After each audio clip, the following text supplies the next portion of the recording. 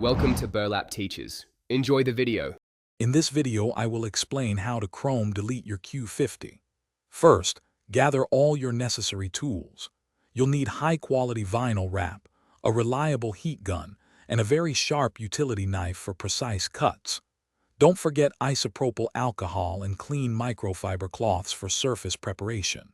A squeegee is crucial for smooth application, and a plastic trim removal tool can prevent damage to your car's finish. Having everything ready makes the process much smoother.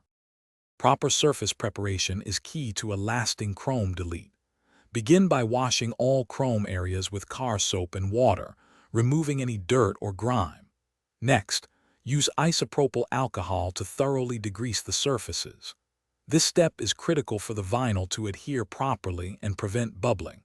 Make sure the areas are completely dry before moving on. Any moisture or residue will compromise the wrap's adhesion and finish. Now for the application. Cut your vinyl pieces a bit larger than the chrome trim you're covering. This gives you extra material to work with and trim later. Gently apply heat with your heat gun to make the vinyl more pliable, especially around curves and corners. Use your squeegee to smooth out the vinyl, pushing any air bubbles from the center towards the edges.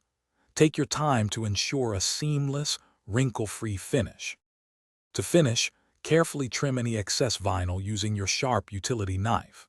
Aim for a clean, precise edge that mimics a factory finish. Once trimmed, apply a little more heat to all the edges and press them down firmly to ensure maximum adhesion and prevent any lifting over time. For cleaning, use mild soap and water, avoiding harsh chemicals that could damage the wrap. Check the description for a link to the new Kindle Paperwhite and other great deals. Thanks for watching. Consider subscribing if this video helped you.